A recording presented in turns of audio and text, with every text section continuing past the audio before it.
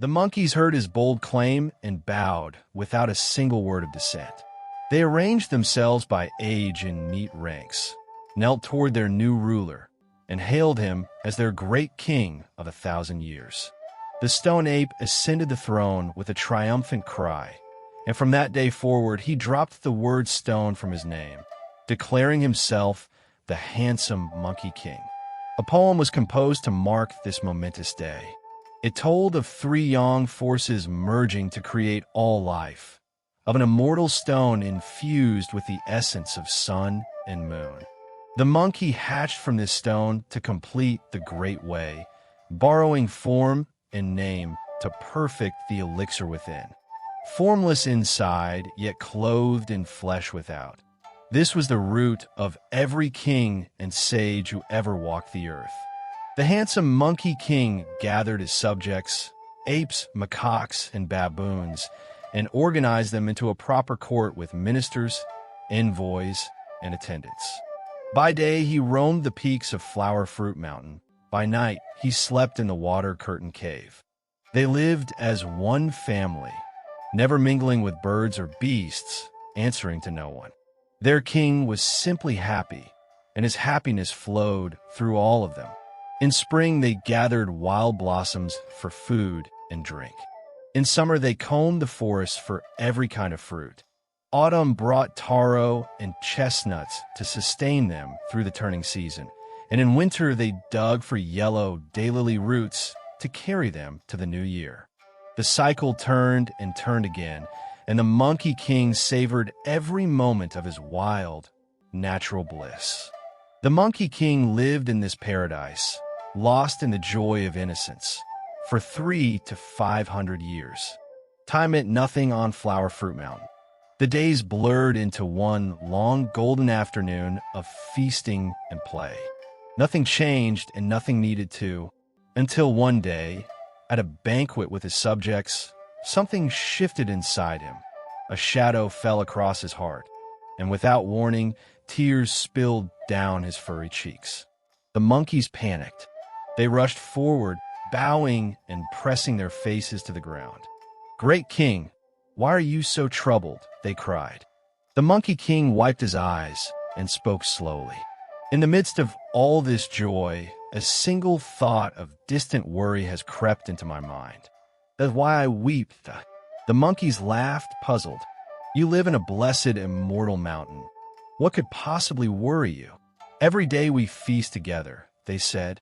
"We bow to no unicorn, obey no phoenix, and no human king can touch us. We are free. This is boundless fortune. Why fret?"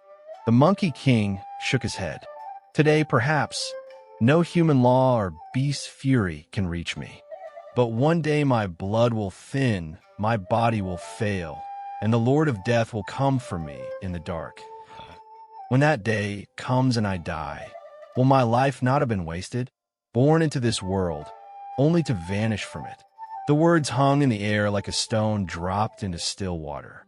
One by one, the monkeys covered their faces and sobbed. The fear of impermanence, the certainty that everything they loved would one day end, had entered the cave, and no feast could drive it out. Then from the ranks, a gibbon monkey leaped forward, his voice ringing sharp and clear. "Great King, if you worry this deeply, then your mind has truly opened to the way. Among all living creatures, only 3 kinds escape the Lord of Death's grasp." The Monkey King straightened. "Which 3? The gibbon replied. "The Buddha, the immortals, and the holy sages. They have broken free of the wheel of rebirth, born no more and dying no more." "Where do they live?" the Monkey King demanded. "Right here in this world," the gibbon answered, "in ancient caves and immortal mountains hidden among us. They endure as long as heaven and earth, as old as the hills and rivers themselves." The Monkey King's face broke into a radiant smile. "Then tomorrow I leave this mountain. I will cross the seas, roam to the edge of the sky, and find them. I will learn the secret of eternal life." And with those words, the wheel of fate began to turn. This single decision would one day lift him above the cycle of rebirth and set him on the path to becoming the great sage equal to heaven. The monkeys clapped and cheered. Wonderful! Tomorrow we will climb every ridge, gather the finest fruits, and throw a grand farewell banquet for our king. The next morning the monkeys scattered across the mountain.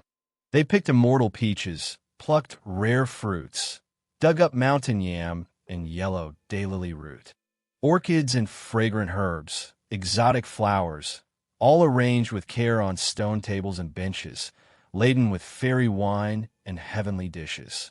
Golden cherries, ripe plums, fresh lychees, pomegranates split open like ruby jewels, a feast fit for a king about to depart on a sacred quest. The monkeys seated their king at the head of the table and arranged themselves by age below. One by one they stepped forward, offering wine, offering flowers, offering fruit. They drank deep and long, celebrating through the entire day. The cave echoed with laughter and song, but beneath the revelry lay a quiet ache. Their king was leaving, and no one knew if he would ever return. At dawn, the Monkey King rose early and called to his subjects. "Gather me some dead pine branches, weave them into a raft. Find a bamboo pole for an oar, and pack some provisions. I'm going to."